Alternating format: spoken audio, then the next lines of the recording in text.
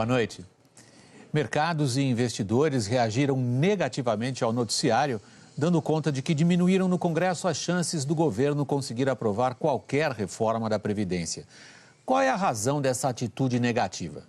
Quem faz contas sabe que é insustentável o crescimento dos gastos públicos e que uma enorme parte desses gastos insustentáveis tem a ver com Previdência. É simples aritmética, até que a bomba exploda. Pelo jeito, nós, brasileiros, estamos deixando que essa bomba vá explodir no colo do próximo presidente. A conta só vai ficar maior. As chances das próximas gerações, piores. E você vai ver também. A segunda instância da Lava Jato aumenta em 14 anos a pena do ex-tesoureiro do PT, João Vacari Neto. A Câmara aprova projeto que obriga as operadoras de celular a instalar bloqueadores nos presídios. Não tá fácil para ninguém. Os príncipes da Arábia Saudita dormem no chão de um hotel de luxo à espera do transporte para a cadeia. Os 100 anos da Revolução Russa, uma página da internet reconta o dia a dia da queda dos czares, como se fosse hoje. A história é a vida de gente de carne e osso. E muito interessante. Very interesting people. No Museu do Holocausto, em São Paulo, as marcas dos campos de concentração onde morreram 6 milhões de pessoas. Aqui, a gente tem 3 níveis de cama. Em cada parte dessas, dormiam de 7 a 10 pessoas. E mais, Neymar treina em casa com a seleção.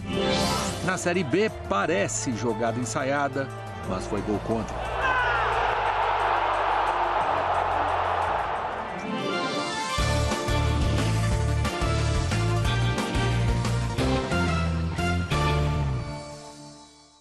O Tribunal de Segunda Instância dos processos da Lava Jato aumentou hoje em 14 anos a pena do ex-tesoureiro do PT, João Vacari Neto. O tribunal também julgou recursos de mais 7 condenados por corrupção na Petrobras. Os desembargadores aumentaram a pena do ex-tesoureiro do PT de 10 para 24 anos de prisão por corrupção passiva. O processo julgado hoje trata de propinas pagas pelo grupo Kepler-Fels em contratos de fornecimento de sondas para a Petrobras explorar o pré-sal. Essa é a primeira vez que o TRF4 confirma uma condenação e ainda aumenta a pena de João Vacari Neto. Em outros 2 processos, ele foi absolvido aqui pelo Tribunal de Porto Alegre, que é a segunda instância da Lava Jato, por falta de provas, já que as condenações eram baseadas apenas em delações. Agora, os desembargadores dizem que há farta prova documental de que Vacari pediu e recebeu propina para ele e para o PT. A sentença de condenação foi baseada exclusivamente em palavra de diretor e a defesa continua acreditando na justiça e tem fé que no Tribunal Superior o recurso reformará a sentença. A turma do TRF4 também entendeu que Vacari permitiu que o dinheiro desviado da Petrobras fosse transferido para uma conta no exterior de Mônica Moura e João Santana por intermédio do operador Svis Kornick. O casal de publicitários foi responsável pelas 3 últimas campanhas do PT à presidência. Mônica Moura, João Santana e Svis Kornick, condenados no mesmo processo, tiveram as penas mantidas hoje. Pelo acordo de delação, o casal está em prisão domiciliar com tornozeleira eletrônica. Já Svis Kornick cumpre regime domiciliar aberto, também com o uso de tornozeleira. Não vamos recorrer porque eles estão cumprindo o acordo agora de colaboração. A defesa de Svis Kornick afirmou que ele colaborou com a justiça fornecendo provas e que ainda analisa a possibilidade de recorrer da obrigação de usar tornozeleira eletrônica. O Partido dos Trabalhadores tem repetido que todas as doações eleitorais foram legais e aprovadas pela Justiça. O TRF4 também julgou recursos do ex-senador Ginhargello, do ex-presidente da OAS, Léo Pinheiro, e dos ex-executivos da UTC, Valmir Pinheiro Santana e Ricardo Pessoa. Todos tiveram as penas reduzidas. Eles foram condenados em primeira instância depois que uma investigação apontou que Argello recebia dinheiro para evitar que os responsáveis por empreiteiras fossem depor numa CPI da qual era vice-presidente. A defesa de Ginhargello afirmou que a pequena vitória de hoje, com a redução da pena, não repara a injustiça cometida contra o ex-senador. As defesas de Valmir Pinheiro Santana, Ricardo Pessoa e Léo Pinheiro não responderam às nossas ligações. Os prefeitos de 3 cidades vizinhas da Bahia, todos políticos da mesma família, foram alvos hoje de uma operação da Polícia Federal por suspeita de fraudar 33 licitações. O prefeito de Santa Cruz Cabralha, Agnello Santos, se apresentou à tarde na delegacia da Polícia Federal de Porto Seguro. Ele foi ouvido e liberado. A irmã dele, Cláudia Oliveira, prefeita de Porto Seguro, e o marido dela, Robério Oliveira, prefeito de Eunápolis, ainda não haviam se apresentado até o início da noite. Os três são alvos de uma operação da Polícia Federal por suspeita de fraudar 33 licitações. Estão presos os agentes políticos, do município de Porto Seguro, empresários, pessoas que cederam as suas contas para lavar os recursos desviados pela organização criminosa. Em 2012, a prefeita de Porto Seguro, na época deputada estadual e candidata a prefeita, apareceu num vídeo obtido pelo jornal O Globo, brincando com amigos, falando em desvio de verbas públicas. Estou visitando aqui meu povo da periferia. Está passando por essa... Pinguela. Cuidado aqui, ó. Eu emendas, farei projeto para uma ponte que vai beneficiar aqui toda a comunidade. A ponte onde serão investidos 2 bilhões. 1 bilhão eu fico! De acordo com a Polícia Federal, os três políticos agiam em conjunto. Contratavam empresas ligadas ao grupo familiar, simulando competição entre elas para vencer as disputas. Licitações que juntas somavam 200 milhões de reais em contratos. Não foi todo esse valor que foi desviado, mas parte desse valor, sim, era desviado, passava por contas de passagem e retornavam para os envolvidos no esquema criminoso. A Justiça autorizou o afastamento dos três prefeitos por tempo indeterminado. Os vices devem assumir. Também foi determinado o sequestro de bens e imóveis dos investigados e o bloqueio das contas bancárias. Uma tentativa de recuperar pelo menos parte do dinheiro que foi desviado dos cofres públicos. O prefeito de Santa Cruz, Cabralha, Agnello Santos, não quis comentar as suspeitas e agora à noite o advogado da prefeita de Porto Seguro e do prefeito de Eunápolis, ele disse que eles vão comparecer à delegacia amanhã. A Câmara votou agora à noite 2 projetos de lei sobre segurança pública, o que obriga bloqueador de sinal de celular em presídios e acaba com atenuantes de pena para menores de 21 anos. Outros 4 projetos ainda serão votados. Os deputados aprovaram 2 dos 6 projetos do chamado pacote de segurança pública. O primeiro retira do Código Penal o dispositivo que reduzia a pena de criminosos com idade entre 18 e 21 anos, dependendo do crime cometido. Mas a possibilidade de redução de pena foi mantida para pessoas que tiverem mais de 70 anos na data da sentença judicial. O outro projeto aprovado obriga as operadoras de telefonia a instalar bloqueadores de celular nos presídios e em estabelecimentos que abrigam adolescentes infratores. Pelo projeto, a operadora que não fizer isso será multada. O valor da multa varia de 50 mil a 1 milhão de reais por presídio. A fiscalização ficará a cargo da Anatel. Os projetos agora vão para o Senado. Noticiário internacional, o jovem herdeiro do trono da Arábia Saudita, ele comprou 2 portentosas brigas ao mesmo tempo. Disse que o país dele está sendo atacado pelo Irã, é um tradicional rival dos saudistas no Oriente Médio. E ele resolveu livrar-se em casa de potenciais rivais ao poder que acabou de assumir. Os príncipes sauditas nestas imagens estão acostumados a hotéis como esses, o Ritz de Riad, capital da Arábia Saudita, só não estão acostumados a dormir no chão. Aguardam transporte para a cadeia, para onde foram mandados por um parente próximo, Mohammed bin Salman, herdeiro do trono e quem agora manda no país. Oficialmente, a prisão de 11 príncipes é para combater corrupção. Na prática, é um drama político no qual o jovem príncipe, 32 anos, já nomeado sucessor do rei, está eliminando potenciais rivais por poder e controle. Mercados no mundo inteiro reagiram com susto e medo. O petróleo subiu diante de temores de instabilidade na Arábia Saudita, mas também por outro motivo que envolve o príncipe herdeiro: a imensa e aberta hostilidade frente a outra grande potência do Oriente Médio, o Irã. Os sauditas dizem que um míssil disparado por rebeldes no vizinho Iêmen foi fornecido pelo Irã. que o jovem príncipe acusa de ter cometido um ato de guerra. Na aguardada visita de Donald Trump à Coreia do Sul, Trump moderou as palavras que costuma usar em relação à Coreia do Norte. Vamos ao vivo a Tóquio, a conversa lá é com o nosso correspondente para a Ásia, Márcio Gomes.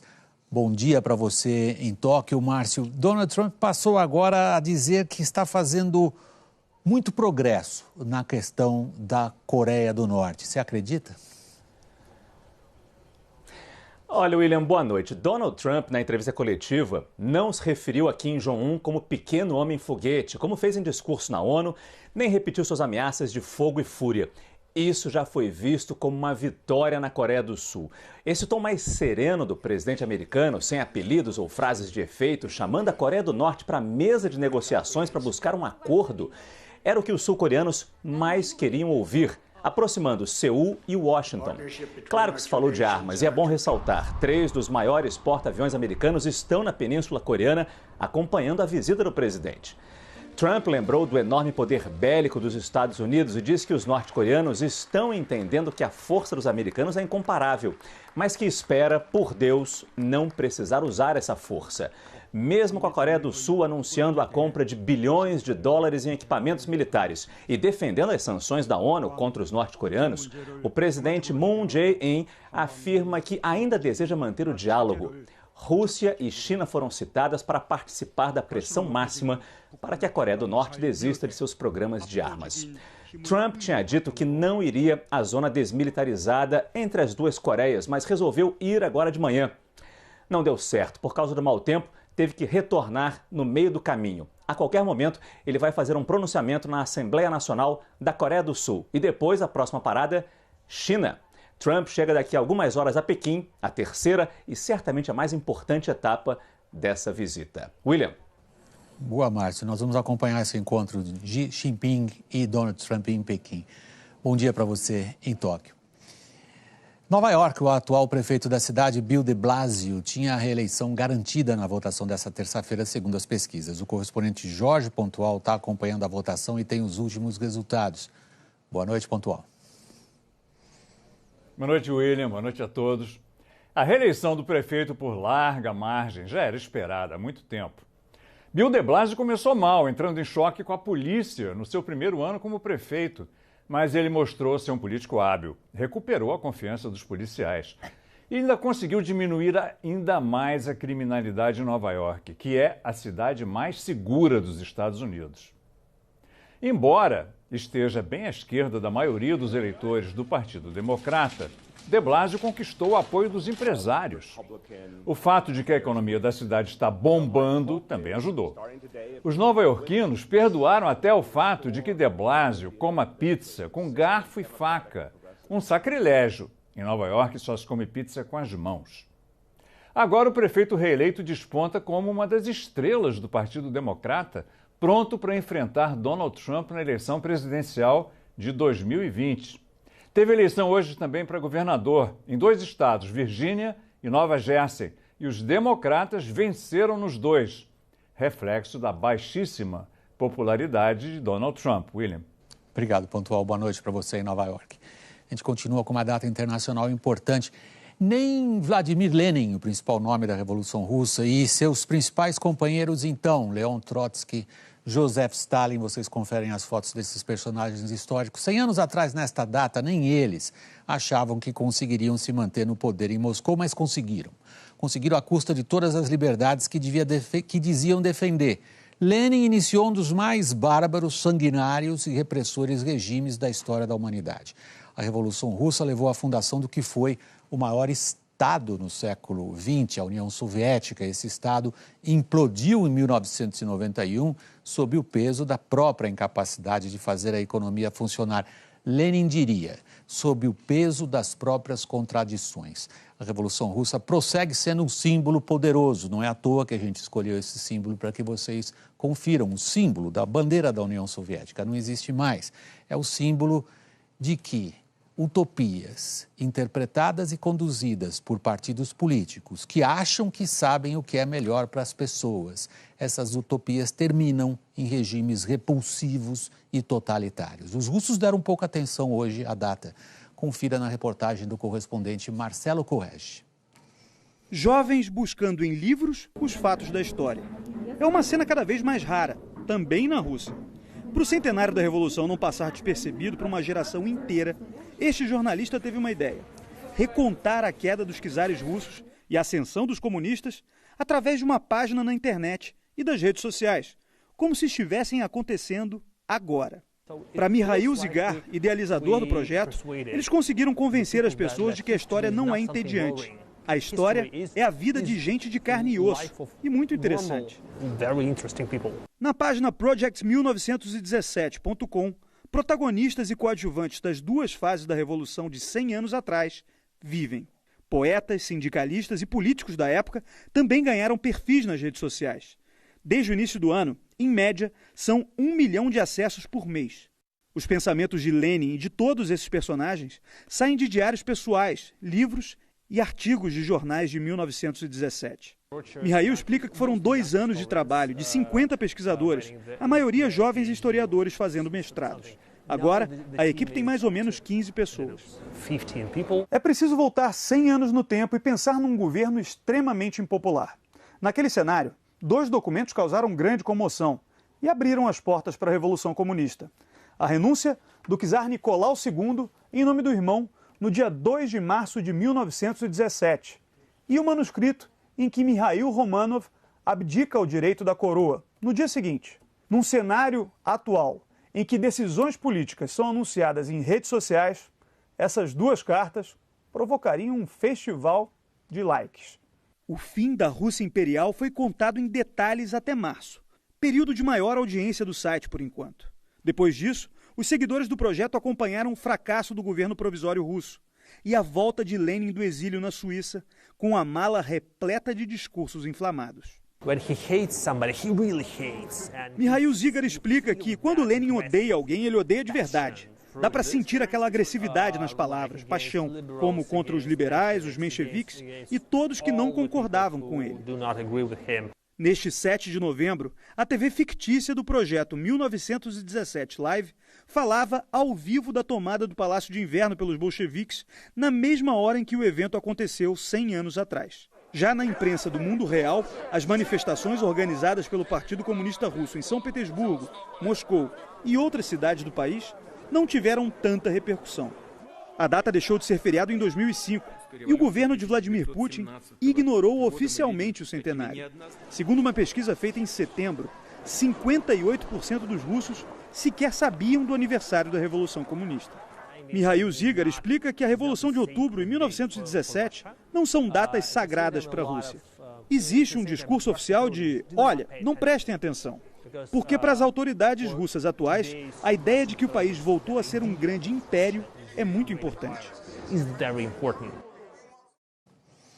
A gente volta agora aqui para casa, para o Brasil. Diante do noticiário negativo de hoje sobre as chances de aprovação de uma reforma da Previdência, o governo reagiu a esse noticiário, dizendo que vai sim, que vai conseguir aprovar alguma coisa no Congresso. Vamos ao vivo a Brasília com Letícia de Oliveira. Letícia, boa noite. Em público não é outra coisa mesmo que o governo podia dizer, a não ser que vai continuar insistindo, sobretudo numa reforma da Previdência. Agora, qual é a avaliação realista das forças políticas no Congresso em relação a esta reforma da Previdência? Boa noite, William. Boa noite a todos. Olha, para muitos parlamentares, a avaliação, primeiro, é de que esse ano não dá mais tempo.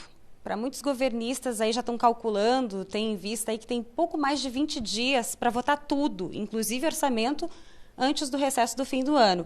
E o segundo ponto, que é o que pesa mais, dificilmente mudanças na aposentadoria vão ser aprovadas às vésperas de uma eleição. Essa é a avaliação, inclusive, do líder do PMDB, partido do presidente Michel Temer, no Senado. Eu conversei agora à noite com o senador Raimundo Lira E ele me disse que esse assunto está contaminado na opinião pública, que a população não está aceitando a reforma. Foram as expressões que ele usou. E hoje mesmo, na reunião de hoje à tarde, ele propôs que Temer abraçasse uma outra pauta, a da segurança pública, para tentar melhorar a imagem junto à população. O fato é que, depois do discurso de ontem, que Temer admitiu que a proposta pode não ser aprovada totalmente, e isso provocou um forte impacto, inclusive no mercado financeiro, ministros tiveram que entrar em campo para explicar a fala do presidente, e agora à noite o próprio Temer divulgou um vídeo nas redes sociais. Vamos ver. Verifiquei nesses líderes a disposição de produzir uma reforma da Previdência para o nosso país. Uma reforma da Previdência que dê oportunidades iguais para todos, ou seja, uma Previdência igual para todos os brasileiros, sem privilégios. Nós apenas estamos cortando privilégios e também estamos fazendo um esforço para que hoje e no futuro os aposentados possam receber suas pensões, aqueles que vierem a aposentar-se também possam receber as suas pensões e tenham absoluta convicção, eu quero transmitir a ideia de que toda a minha energia está voltada para concluir a reforma da Previdência. Mas como a gente já falou aqui, nem todo mundo está com essa mesma energia. Partidos da base, mas que atuam no Centrão, ameaçam não votar a reforma da Previdência enquanto não houver uma outra reforma, a ministerial. O Partido Progressista, por exemplo, está de olho nos ministérios do PSDB, que, mais uma vez, ensaia aí desembarcar do governo. A situação é de rearrumação, o governo tem que articular e não articula porque não tem um ministro que articule com competência, que tenha respaldo na casa, pelo contrário, a gente vem dizendo isso há muito tempo. Só não dá para entender é a desigualdade dos iguais, ou seja, você ter mais onde você dá menos. No PSDB, o discurso é cada vez mais de quem não está no governo, o que dá ainda mais combustível para os tucanos que já faziam oposição.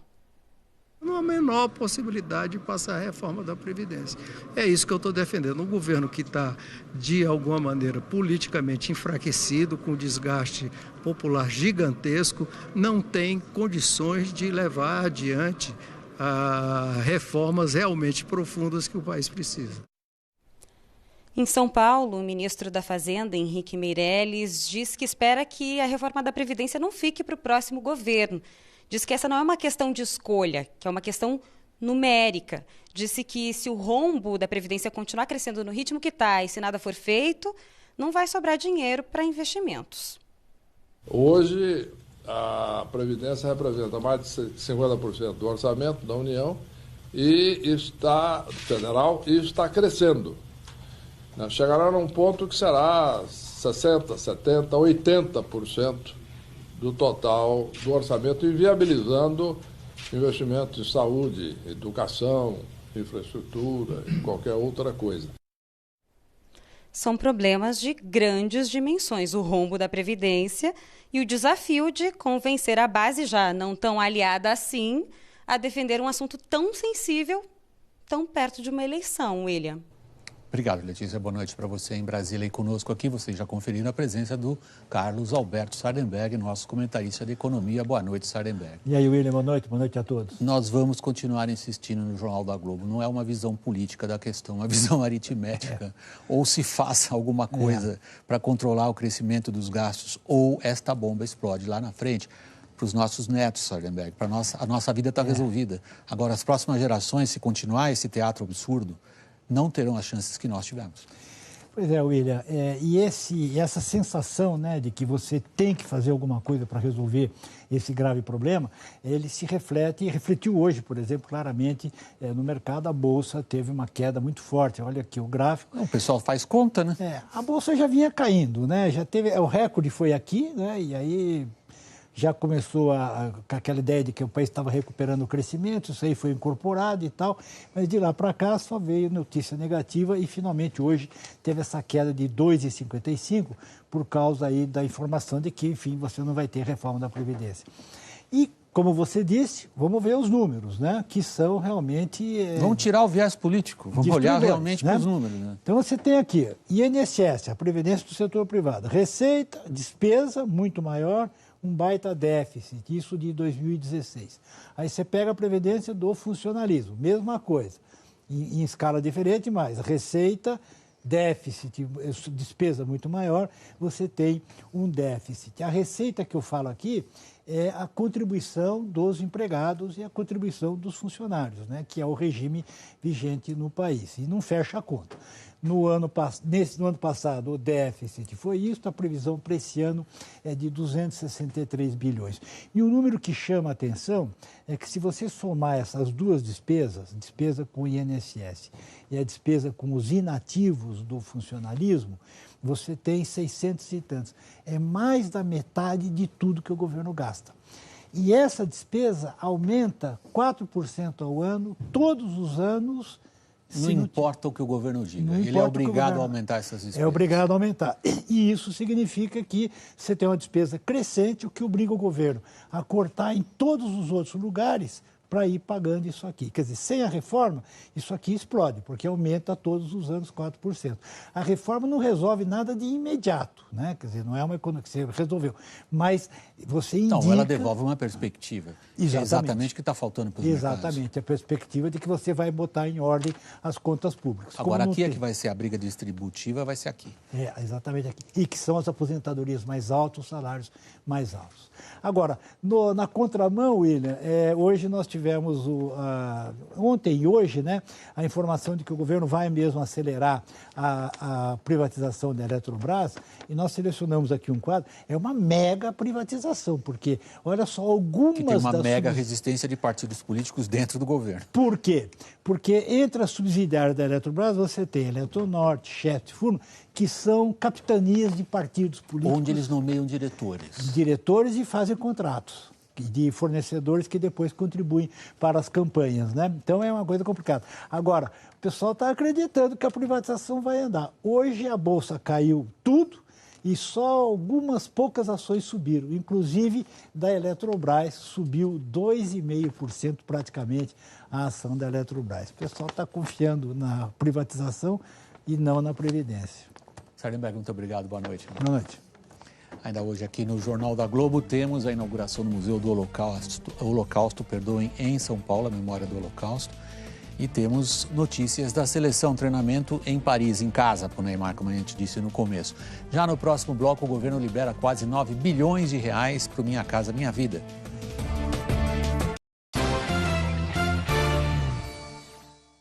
O governo liberou hoje 8 bilhões e 700 milhões de reais para o Minha Casa Minha Vida. E, além disso, a Caixa anunciou que estão mantidas as condições para quem teve o crédito aprovado antes da redução do teto para o financiamento. A notícia reacendeu a esperança de quem já comemorava a compra da casa nova e que, de repente, ficou longe das chaves. No dia 25 de setembro, a Caixa Econômica Federal mudou as regras de concessão de crédito imobiliário. O teto do financiamento para imóveis usados, que podia chegar a 80% do valor total, foi reduzido para 50% para famílias com renda acima de R$ 4.000. As propostas de quem já tinha carta de crédito aprovada, mas ainda não havia assinado o contrato, ficaram paradas. Hoje, o vice-presidente de habitação da Caixa classificou a situação dessas famílias como lamentável. Numa entrevista concedida ao site de notícias G1 da Globo, Nelson de Souza anunciou que a Caixa vai manter a regra anterior para quem teve o crédito aprovado antes da redução do teto e que até 30 de novembro todos os processos aprovados terão o crédito com as mesmas condições combinadas.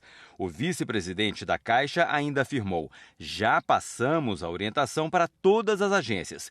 Pode procurar os gerentes, que já está todo mundo orientado para atender.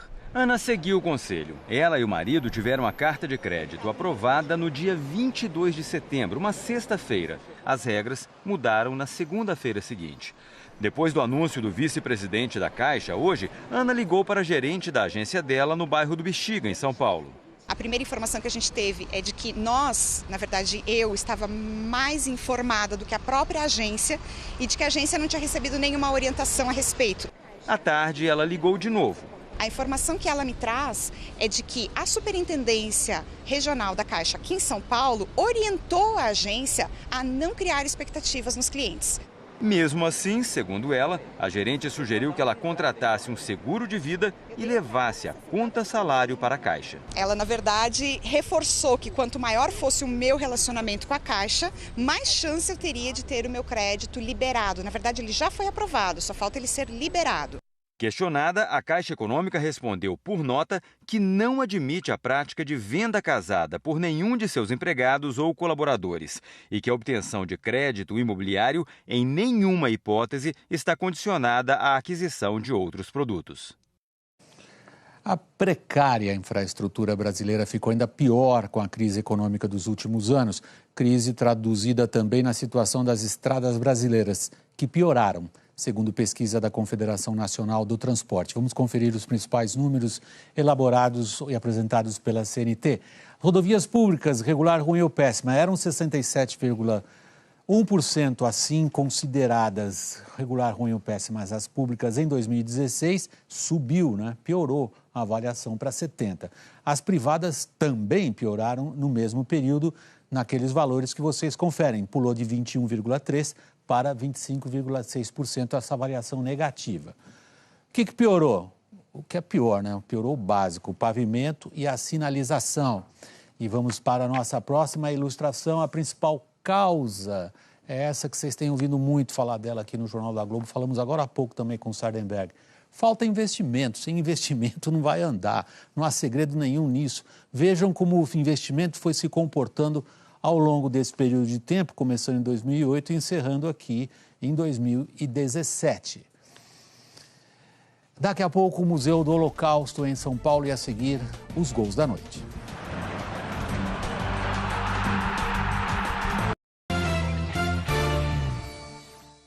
O Grupo Globo ganhou 5 troféus na premiação do Comitê Olímpico Internacional pelas coberturas dos Jogos do Rio no ano passado. Os prêmios foram entregues hoje na Suíça. Concorreram ao Olympic Golden Rings aproximadamente 200 empresas de comunicação de todo o mundo. O prêmio de melhor programa ficou com o É Campeão do canal por assinatura Sport TV. O apresentador André Rizek reuniu lendas do esporte em um estúdio panorâmico dentro do Parque Olímpico. O troféu foi recebido pela diretora de contratos esportivos do Grupo Globo, Patrícia Príncipe. O Globo Esporte ficou em segundo nesta mesma categoria. O Jornal Nacional foi representado pela reportagem de Pedro Bassan e as imagens do repórter cinematográfico Ari Júnior, um dos mortos na tragédia do voo da Chapecoense. A história sobre o canoísta Isaquias Queiroz ficou em segundo na categoria Perfil de Atleta. O Esporte Espetacular foi o terceiro na categoria Melhor Reportagem Olímpica, também de Pedro Bassan. O programa levou Nádia Comaneci de volta a Montreal, cidade onde a ginasta romena fez, nos Jogos de 1976, a apresentação mais impressionante da história da ginástica. Na categoria Melhor Serviço Digital, o Sport TV ficou com o terceiro lugar pelo aplicativo multiplataforma para acompanhar os 16 canais durante a Olimpíada. A seleção brasileira segue em Paris, onde muitos jogadores do time se sentem em casa. Parque dos Príncipes, o estádio mais brasileiro da França. É a casa do PSG, clube de 4 jogadores da seleção. Neymar, Thiago Silva, Daniel Alves e Marquinhos, que sabe tudo da cidade. Aqui, acho que o Paris é muito bem conhecido, pelos seus restaurantes, pelas suas belas vistas, a Torre Eiffel, Champs-Élysées. Também tem muitos lugares bons para gastar um dinheirinho, para fazer umas compras. Então, é uma cidade muito linda, é uma cidade que realmente eu amo, adoro. No Paris Saint-Germain, o segundo dia de treino da seleção brasileira. Só que mais uma vez incompleta. Diego, do Flamengo, se apresentou com dores na coxa. O jogador do Flamengo fez exame depois do treino, que confirmou que ele não terá condições de jogo contra o Japão. Não ter todos os jogadores pode ser uma dorzinha de cabeça para Tite, principalmente em relação a possíveis testes no time. Manter uma base é importante, mas testes são válidos, Todo mundo, quando chegar o momento da Copa, tem que estar pronto, e independente se jogou ou não, também vai ter que estar pronto de qualquer maneira. Nesta quarta, a seleção treina aqui de novo. Que o parque traga mais diversão do que preocupação. 9 jogos completaram a 34ª rodada da Série B. Em Santa Catarina, o Criciúma venceu o Boa Esporte por 2-0, gols de João Henrique e Lucão. Em Goiânia, o Vila Nova abriu o placar com o Giovani, mas Ricardo Bueno empatou para o Santa Cruz.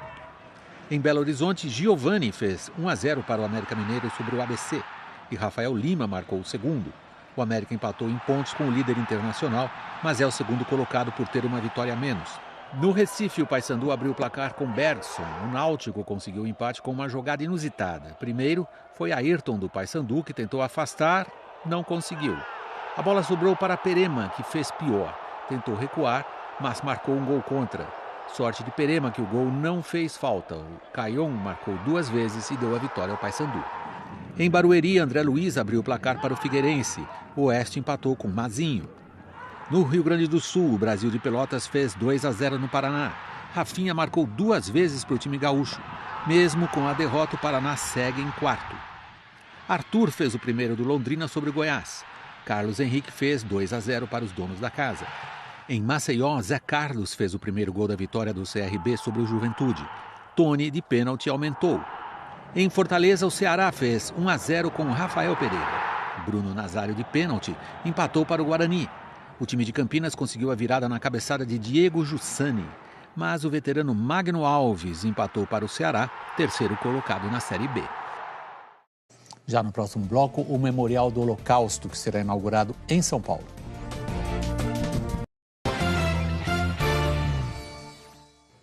Uma exposição permanente que ainda não foi aberta ao público sobre os horrores do Holocausto chegou a São Paulo.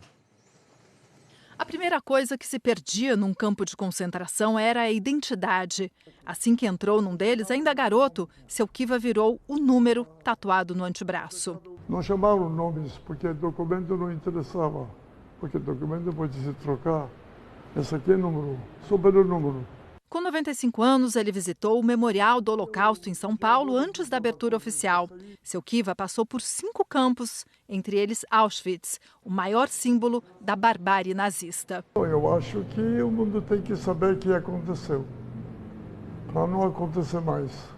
O objetivo aqui é manter a memória. Assim que os exércitos de Hitler invadiram a União Soviética em 1941, começou a matança em escala industrial, que ganhou ainda mais impulso com uma reunião de altos burocratas em Berlim, em janeiro de 1942. A banalidade do mal, na frase imortal da filósofa judia alemã Hannah Arendt.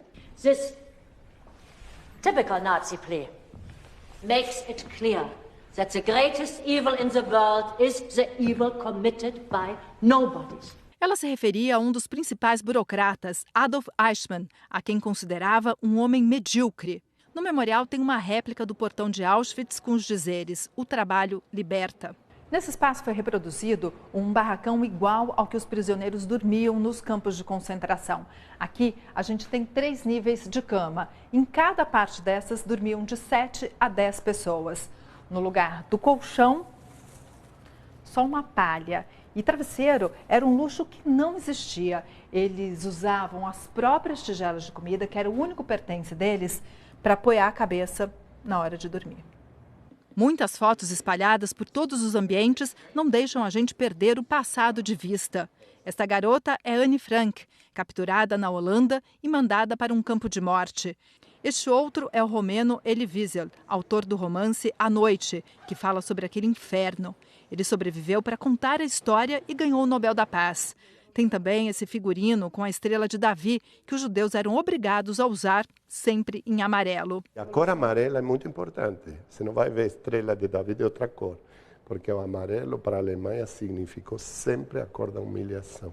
Helvan é o diretor educacional do museu. Para ele, o mais chocante é como tudo aconteceu. O que está em jogo aqui, dentro do Holocausto, é a forma em que foi perpetrada a morte destas pessoas, destes judeus. Nós estamos falando de um terceiro Reich que se organizou como uma máquina de morte, uma máquina de matar. A máquina da morte trucidou opositores do regime nazista, ciganos, testemunhas de Jeová e principalmente judeus. 6 milhões deles, mais de 1 milhão só em Auschwitz. Os anéis, cabelos e sapatos lembram quem passou pelos campos antes de ser exterminado nas câmaras de gás. A humanidade aprendeu a lição? Não, a humanidade não aprendeu a lição. Existe um recrudescimento dos movimentos neonazistas. Eles voltam às ruas empunhando bandeiras e há também um revigoramento dos discursos de ódio, né? Então, o olhar para o passado é importante nesse sentido, de alertar os jovens para o perigo do endosso a essas ideologias, não é? E que podem realmente culminar em massacres, pode culminar em novas políticas aplicadas, né, contra essas etnias que são consideradas inferiores do ponto de vista não só do neonazismo, mas também da extrema-direita.